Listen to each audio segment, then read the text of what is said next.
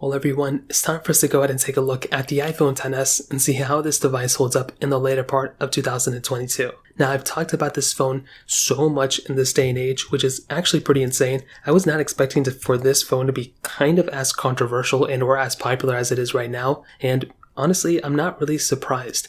The amount of power and I guess the big advantage with the iPhone XS were the internal changes from its predecessor has kind of showcased to us what is going to be happening for the next few cycles of iPhones, specifically for the iOS updates. Physically, if you look at an iPhone XS and an iPhone X, you probably wouldn't be able to tell too many differences. They both look almost identically the same. They have the same 5.8-inch Super Retina OLED display, great build quality, still holds up very, very well. But internally, for some reason, the Apple A12 Bionic chip was so much more powerful than the A11 Bionic. And I guess with the extra gigabyte of RAM, Apple A12, 4 gigabytes of RAM here, I for some reason think that Apple just kind of went off the mark for some reason, and they just put so much power into this device, so much so in fact that iOS 16, one of the bigger changes throughout this year, at least from the middle part of this year, we've actually seen so many features come out for the iPhone XS on iOS 16 that did not come out for the iPhone X. Now that is a great thing for the XS, it's a very sad thing for the X, but we're only going to be positive here. In my opinion, that is probably the biggest change that we've seen for the last few years.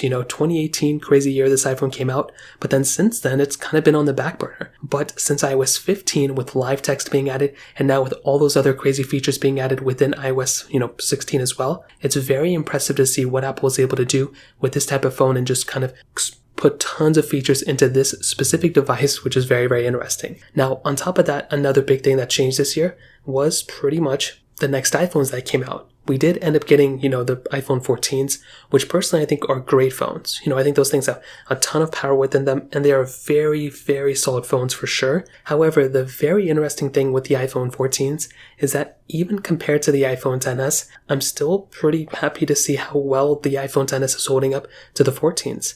The power and the smoothness of this phone is still, very much there. However, I will say the 14s with the newer design, the flat sides, bigger size battery, those types of things, especially the ProMotion display, those things do bring a big visual difference from the XS. And that was probably the biggest thing that was lacking on that specific phone.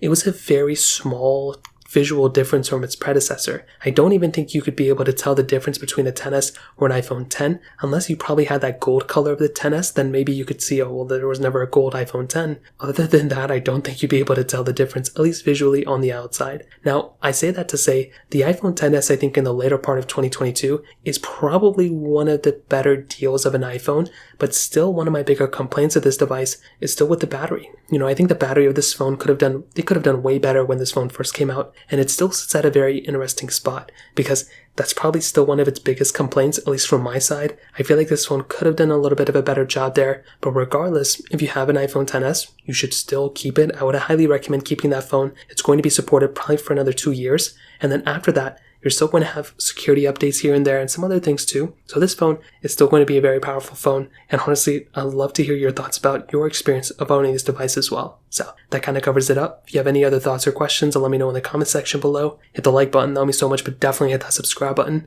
More importantly than everything else, I love every single one of you guys. Hopefully I'll catch you guys in the next video. Peace out till then.